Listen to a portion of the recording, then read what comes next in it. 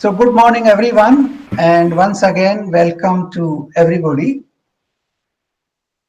We will start our session today with our usual prayer. Om Purnamadah Purnamidam Purnat Purnamudachyate Purnasya Purnamadaya Purnameva Vasishyate. Now, in our last session, we discussed that in science they consider this universe as a collection of matter, and a particular combination of matter gave birth to life, a first cell. That is what the Big Bang theory and Charles Darwin theory put together makes it that way. And the science is looking for that particle of matter by breaking it in a smaller and smaller particle, from where they can find out where the origin of the universe lies. On the other hand, when we observe this universe with our own simple naked eyes, we find there's order everywhere, there's a system everywhere, there is a interdependence, there's harmony everywhere. So how can all this come without somebody regulating it? So these were the two conclusions we reached in our last session. And now we will try to understand the what we call manifest and non-manifest in a very scientific way to arrive at the power of non-manifest. To understand the power of non-manifest, that will lead us to uh, discover our own self, that is the Atma, and to understand the universal self, that is the Paramatma. So let us go by some facts of science to understand this subject in a better way. Now, the modern science sage, you can find on internet, you can find very profound books on the subject, that they have been able to find that 4% of the total universe is observable. Only 4%. 96% they call it dark energy, and what they call it dark black holes. Black holes and dark energy, that is the 96%. Now I do not know how they arrived at this 4 and 96% combination, because if you have only dark energy and black holes, how can you measure that? But that is what science has done. Out of that 4%, out of that 4%, 99.9% universe is basically empty space. There is no matter in that part of the universe. All the stars, all the galaxies, all the planets, and all the satellites, they exist only in 0.01% of the entire universe.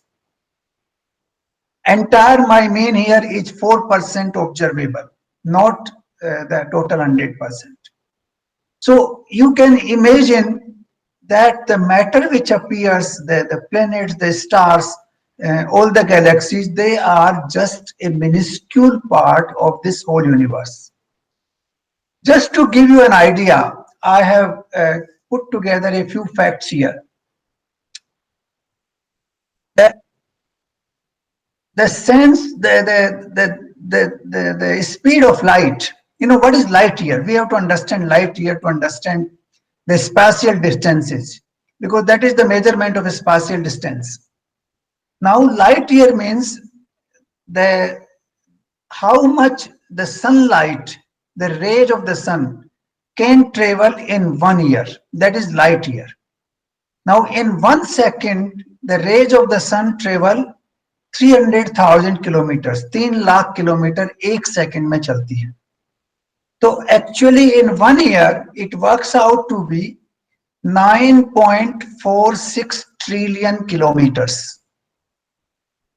9.46 trillion kilometers in is the distance of 1 light year. Now this is the spatial distance. We can measure distance of planets and stars from each other. And what is in between is entirely empty space, which contains no objects, no matter of any nature. Now, Sun, which is the nearest star to the Earth, is approximately 150 million kilometers away. 150 million kilometers away. All the rest is empty space. The next nearest star after the Sun is approximately 4.3 light years away. 4.3 light years. So 4.3 light years, if you multiply by 9.46, that is the size of 1 light year, you will reach a figure which is, which is sometimes beyond incomprehensible, which is sometimes incomprehensible. So this is the size of this universe. We are only talking about 2 stars in the universe. Now, if you look at our own galaxy, our galaxy is called Milky Way. Now, the center of the Milky Way is 26,000 kilometers, 26,000 light years away from the Earth. Can you believe it? 26,000 light years. Now 26,000 multiplied by 9.46 trillion kilometers is the distance of our own galaxy from the Earth. So this is the kind of universe we are talking about. So science indirectly admits that a large part of this universe is not matter, it is either empty space, or it is dark energy, or it is black holes. So this is the state which science admits.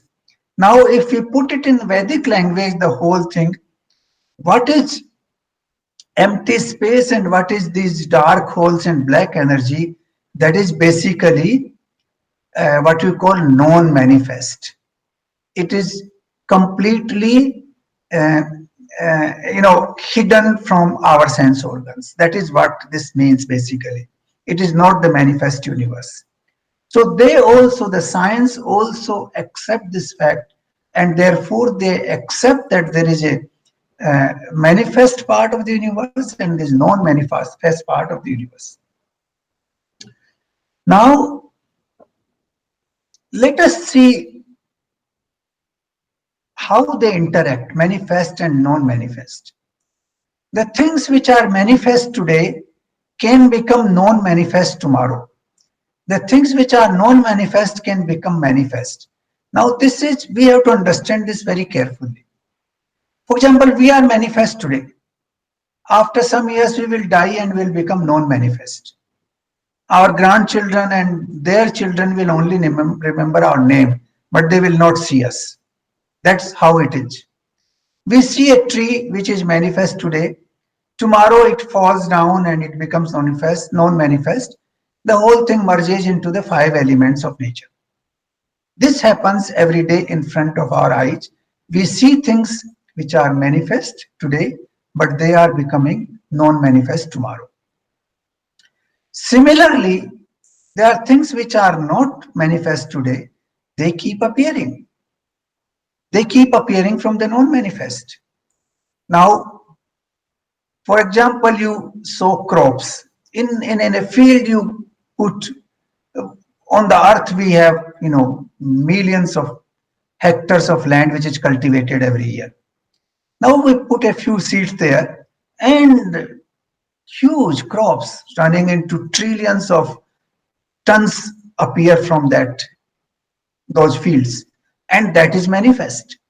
Now how does manifest come? We'll go into that. That manifest comes from non-manifest, which is non-visible. We do not know how it came. Even science does not know how it came. For example, the science has done some experiments. In a pot, you put a plant, you put a seed actually. The seed develops into a plant. You put a, say, 1 kilogram of sand in that, or 1 kilogram of soil in that pot, and you put a seed. The seed grows. The seed grows and becomes, and finally it becomes a big plant. You take out the plant, it has 2 kilogram of weight. While you had put only 1 kilogram of soil, even that 1 kilogram of soil, at least half of it is still there. And the weight of the plant is 2 kilogram. How that weight came into being? What is the source?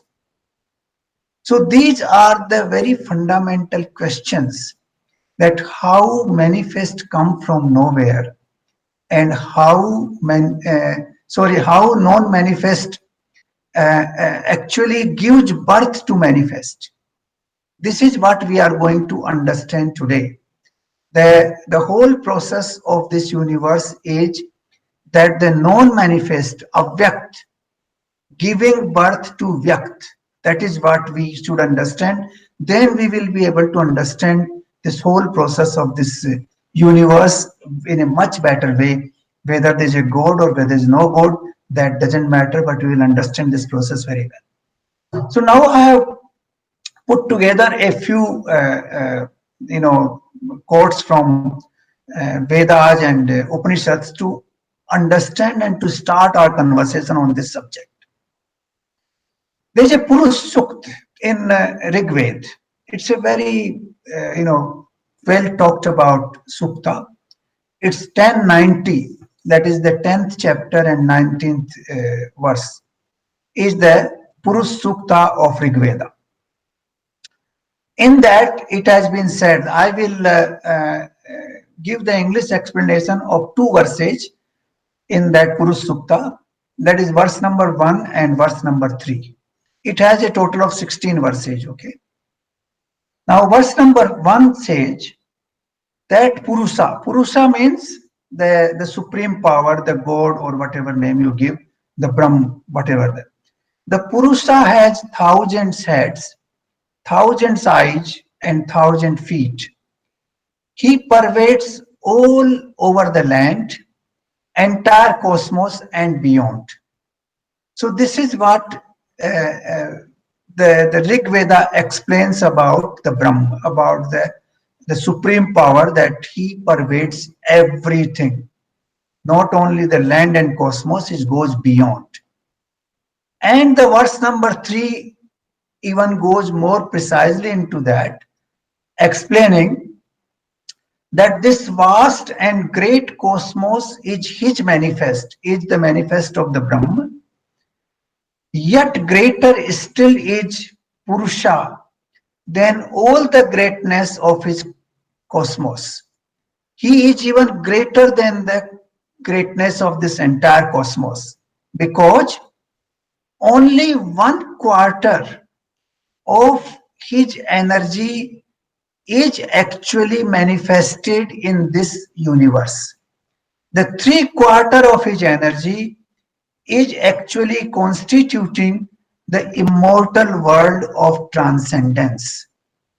So this is the proportion which Vedas give, that the whole universe and cosmos constitutes only 1/4 of his energy. 3/4 of his energy is in the transcendence, is away, it is far, far away from the cosmos which we see around us. This is explained. This is also supported in Bhagavad Gita, actually in the chapter 7th. Krishna says that all these manifest life which you see, I am holding it only in a small little particle of my being. That is what he says there. So this is in a similar way supported there. Now, in this context, I would like to explain the verse which I start with every day. Purnamadah Purnamidam पूर्णात् पूर्णमुदच्यते पूर्णस्य पूर्णमादाय पूर्णमेवावशिष्यते. Now this looks like a mathematical riddle. Poon, what is Poon? We have to understand this word Poon because this repeats everywhere and this is the core of this verse. Poon means which contains everything you can imagine of. For example, the 7.4 billion human beings here, they are not poor because before them billions came and after them billions will come. In addition, there are billions of other species of life. So all that put together is not even poor. Poor means there's nothing beyond that. That is complete in every respect. You cannot think of anything outside that. That is the meaning of poor. And that is what this verse says, that, O God, O Almighty, O Brahm, you are poor in every respect. You are complete in every respect. Or we can say in English, you are infinite. This cosmos has come out of you, this infinite cosmos. This cosmos is also infinite for us. This has come out of you. So the infinite has come out of infinite. The Almighty is infinite. The cosmos is infinite. This infinite cosmos has come out of infinite Brahman, and what remains is also infinite. That is the meaning of that verse. So that verse basically tells you the entire expanse of this universe, whether it is in the form of non-manifest, whether it is in the form of manifest, but it also tells you that this supreme power is far, far more than what we can imagine in terms of manifest universe. So that was the meaning of that verse, which is linked to what you call the supreme power and the universe both.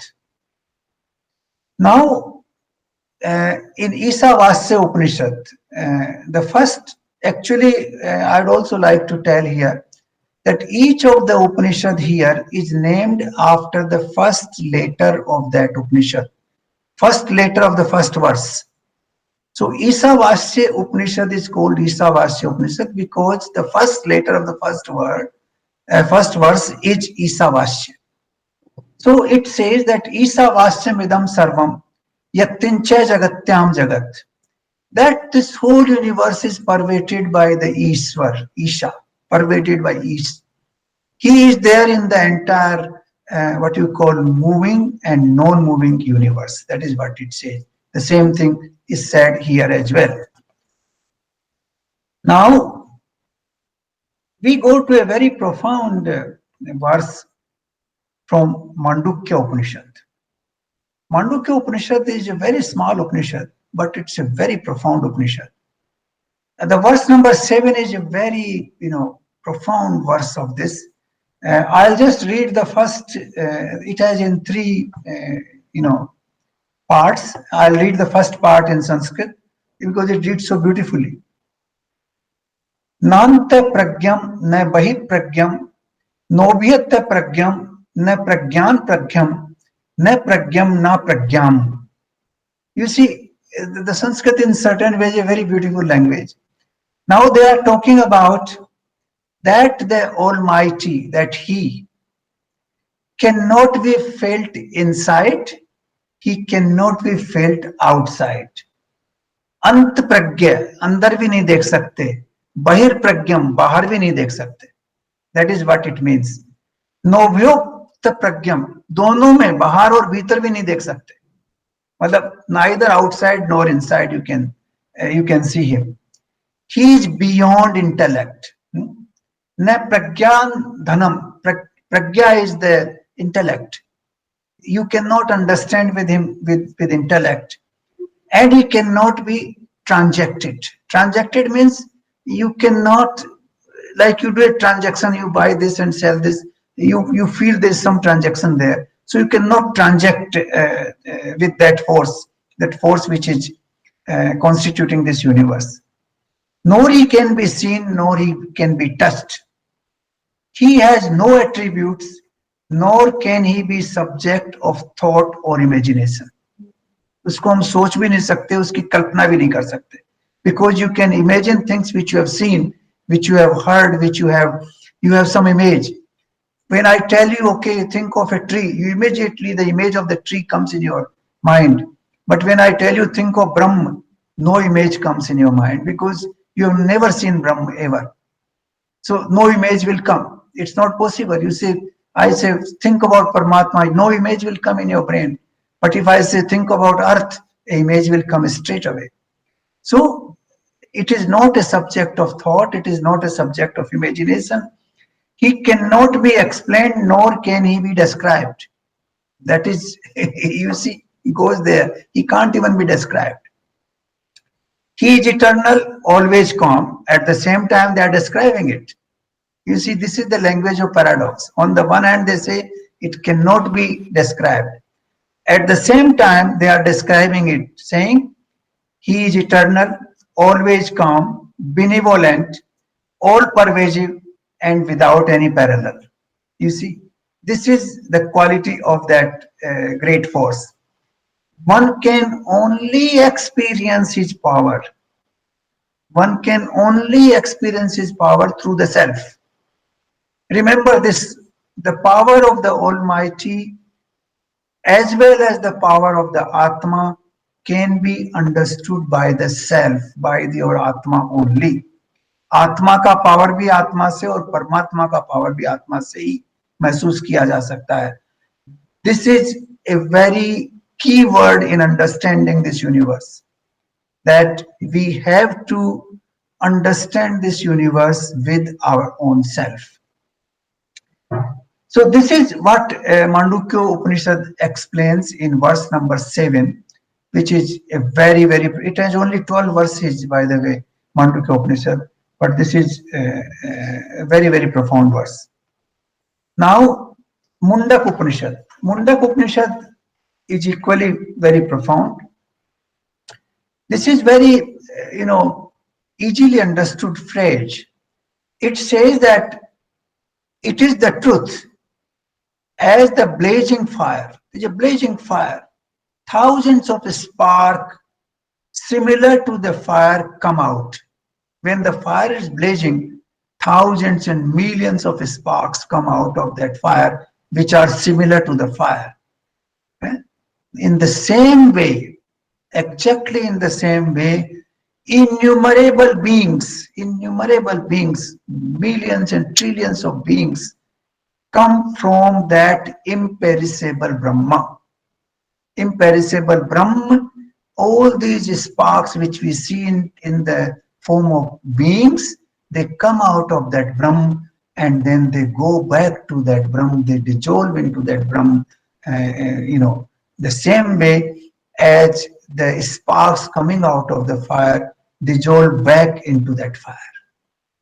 It is also said that, millions of these hair come out of our body, same way from the Almighty, millions and billions of beings come out of his body. So these are, what you call examples to explain how this being works, how this non-manifest being works, and how the whole thing operates. Now, going back to Bhagavad Gita, I would like to recall these 3 verses because I find they are very relevant for our discussion today. The first verse is 13th verse of chapter 13, that his hands and feet are everywhere, his eyes are everywhere, his head is everywhere, and his mouth is everywhere. His ears are everywhere in this universe. He exists pervading all. This is more or less the same meaning as we have seen in other verses before. Now, the next 2 verses are very important.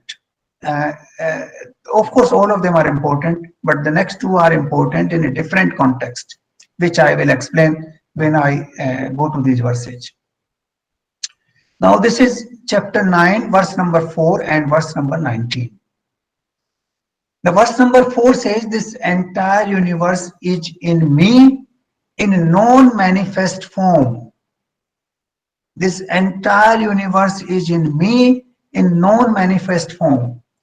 Every single manifestation is located in me, but I am not in them. I am not in them. This is a very, you can say statement of paradox, that every being, first of all, everything non-manifest is within him. Secondly, all the manifest comes out of him, but he is not in them. How do we understand that? We understand it in the same way because in our body, there are millions of, microbes. Even in our stomach, they say, I don't know, there's a few million microbes. But we are not in them. They are in us. They are in our body, but we are not in them. Exactly in the same way, we are in the body of the Almighty, but Almighty is not in us. This has to be understood, that Almighty is in us only when we realize Him, only when we reach that mindset, reach that level of consciousness where we can actually realize Him inside. So that is the difference here. And the next verse 9:19 is a verse which explains that all the contrast, the maximum contrast which exists in this universe is all part of me. We discussed this earlier in the last session, that how the two things in this universe, everything has two sides. And the Christianity and some other religions, Islam and others, they believe that God has only done the good part of it. The destructive part has been done by Satan, not by God. And that is why they call him God, coming from good. But that is not really true. Because if you say that there is a Satan which can do destructive part, then the Satan is more powerful than the God himself. Then why do I have to, worry about God? I should worry about Satan. He can actually cause more destruction to me than anybody else. So that is not actually true. Also, if you look at logically, if you look intellectually, you will find that is not true. Because everything has two sides, and this is what has been explained in this verse very beautifully. This says that I provide the heat in the form of the sun. I withhold water and send rain. Here he says that I provide heat, and मैं सूर्य होकर तपता हूँ और फिर वर्षा को बरसाता हूँ. Now the heat and rain, these are two different, contrasting things. It's like dark and light, darkness and light. The heat and water are actually opposite of each other. And he's saying in the very first, word of this verse, that मैं सूर्य होके तपता हूँ और मैं वर्षा को भी बरसाता हूँ, वर्षा को भी इकट्ठा. So he is explaining this contrast, that I am doing all this. In fact, he goes very clearly further down, that I am immortality, but I am also the death, in the same verse. मैं immortality भी हूँ और मैं death भी हूँ. You see, he is explaining that very contrast, that in this universe, whatever is contrast is visible is me. And he goes even beyond that. There cannot be no contrast bigger than what is going to come now. I am the existent and non-existent. मैं सत भी हूँ, असत भी हूँ. That is what is. I am Sat and I am Asat. Now, how can something which exists does not exist, and how thing which exists does not exist? How can it be? But this is what the Brahma is all about. The Brahma age cannot be understood with our faculties, with our sense organs, with our intellect. It has the contrasting elements. So here what I would like to say, that it has the manifest, it has the non-manifest. It has what we call death, and it has immortality both. It has Sat, it has Asat. All that is the combination of all that is this universe. This universe is the combination of all this put together. Now let us understand the power of the what we call avyakt or non-manifest. Let's devote a few minutes on that, and then we will stop for today. Now you see vast empty space around you. If you ask science to define it, they will not be able to define it. They will say between sun and earth, whatever space is there, that is space. They take the support of sun and earth, these two objects, to define that existence between the two. Like we can say between this wall and that wall, whatever is existing is space. That is what we can say, because space has no color, no shape, nothing. So how will you define it? You cannot define it. When you imagine your brain space, you cannot imagine anything.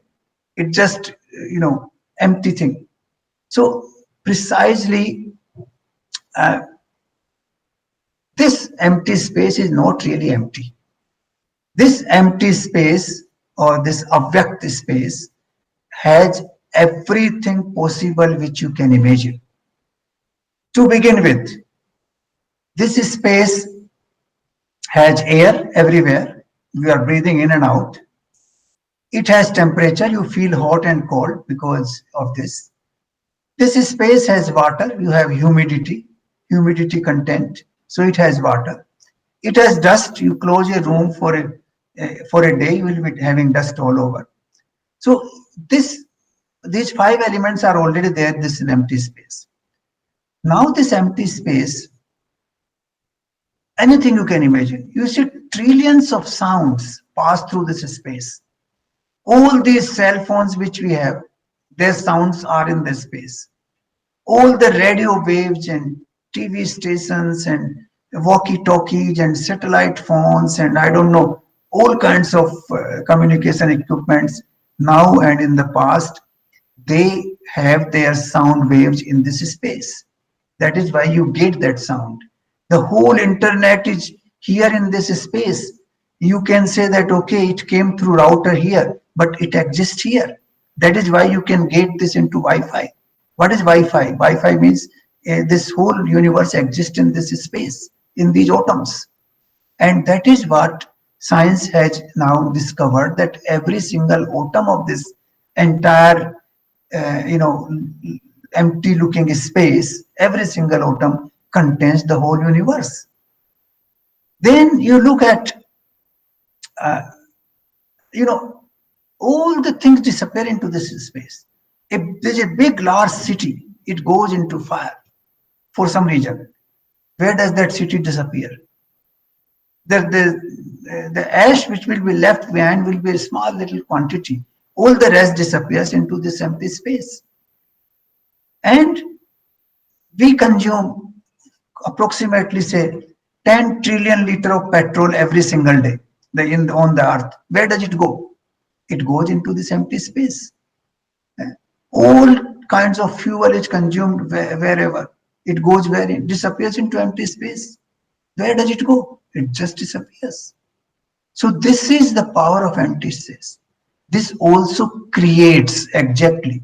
When it can dissolve things, it also creates. It gives back. How? That is what I'll come back to that crop example. You have a plot of land, say 5 hectares. You put your crop. You put, for example, half a ton of seeds in that. Now that half a ton of seed will convert into 200 tons of grain. That land you have been cultivating for ages. Your great grandfather cultivated, your grandfather, your father, you are cultivating. The land stays as it is. It has not diminished.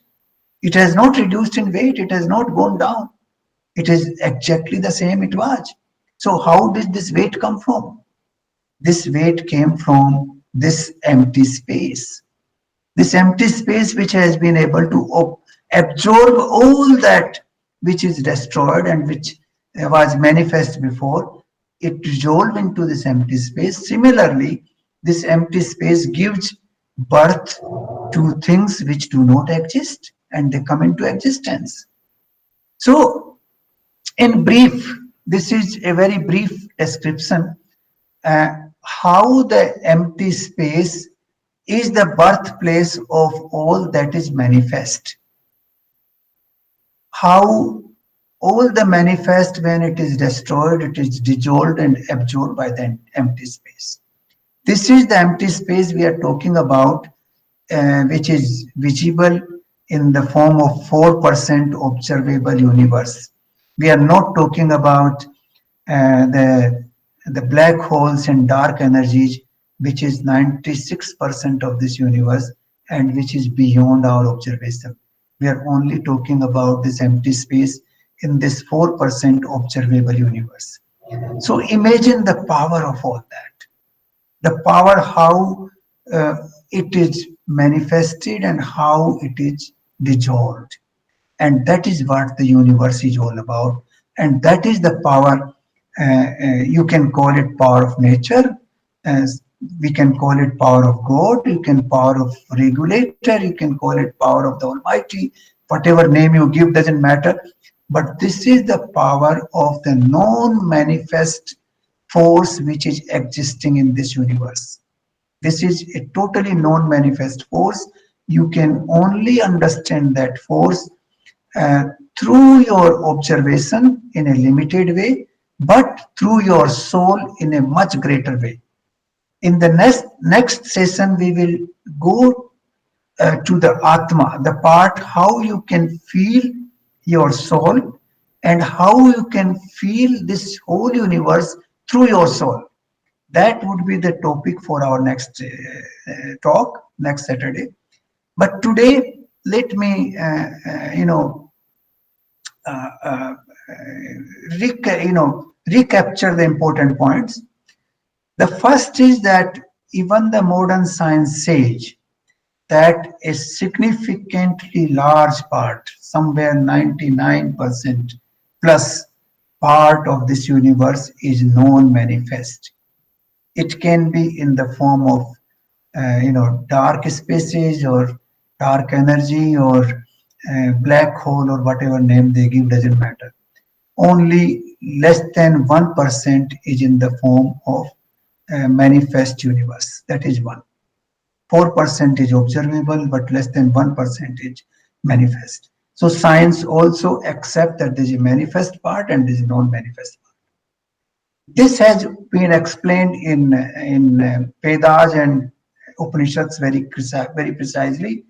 The Rig Veda says that 1/4 of the Almighty's power is used for manifested world and 3/4 is transcendental power. That is what they say, given the precise thing. In Bhagavad Gita also, similar verses appear, as I mentioned, that only a small portion of this energy of the Almighty is used for manifested world. A very large portion is completely non-manifest.